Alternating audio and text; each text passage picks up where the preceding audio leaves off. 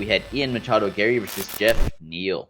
So we both called Ian Machado Garry to be victorious in this fight, and we were both right. Now, what I didn't know is that we were going to witness some of the best point fighting that we've ever seen before in MMA.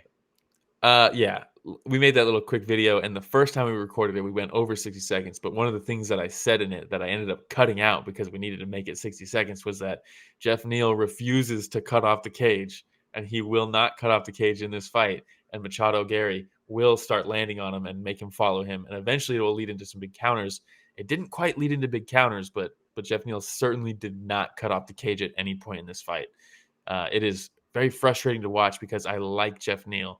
And he hits so hard. But if you're not going to stand in front of him, he's like, what do I do? And it's so frustrating because when he is in a banger, it's fucking awesome. And I love him.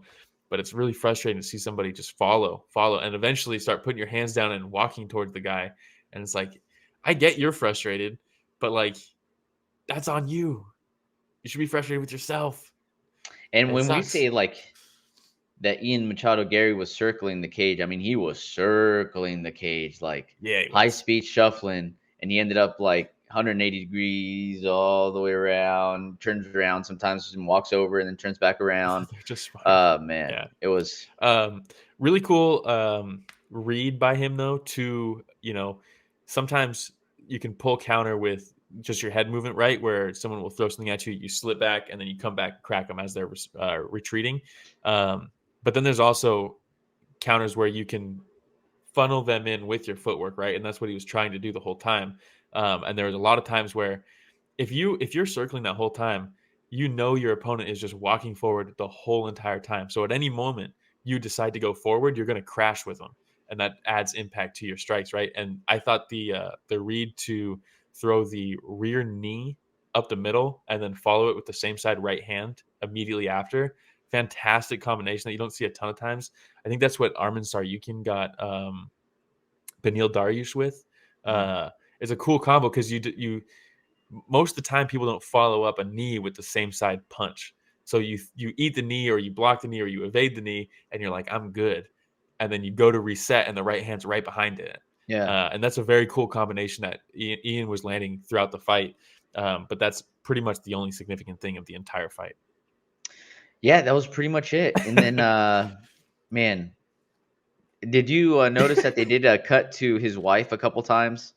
Yeah, the broadcast knows what they're doing, dude. Come on. Oh, knows exactly what they're doing. While they're booing him after the fight, they cut to her. Make sure you keep a camera on his wife, because that's where the story is right now. Yeah, that's the real story of the fight, huh? And dude, I think I texted you afterwards too, right? Like going into the main event, where they're usually like, so-and-so joining us for today's fight. We have the Iceman, Chuck Liddell, and like we have Sean Merriman, and like Sean Merriman's like draped over this girl, like hugging her, and he looks over and he's like, "What's up?" And I was like, pretty sure that was Gary's wife, dude. No, what do you mean how dare me? Like it was literally on camera. It was caught on camera, and I was like, "Oh, the work never stops." It never stops. But yeah, fantastic knees. Fantastic knees from Ian Machado Garry. Yeah, walkout song. He walks out to Layla, which obviously is funny because the wife, that's her name, right? But he walked out to the bad part of Layla. I don't like that first half of Layla.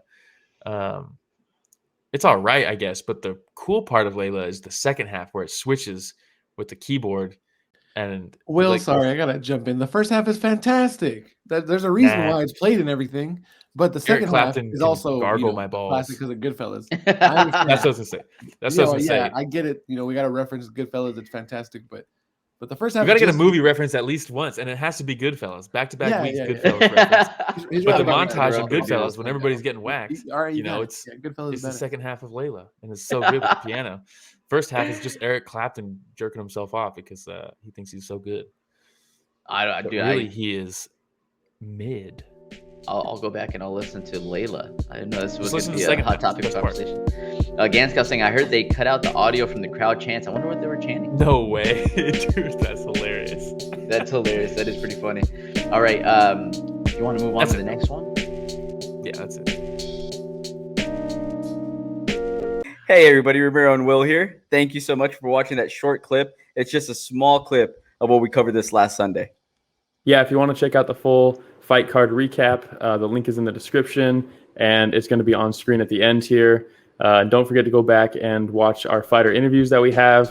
And don't forget to tune in live every Sunday morning at 9 a.m. Pacific, 12 p.m. Eastern, and you can join in on the fun. Yeah, don't forget to like, subscribe, hit the notification bell. It goes a long way.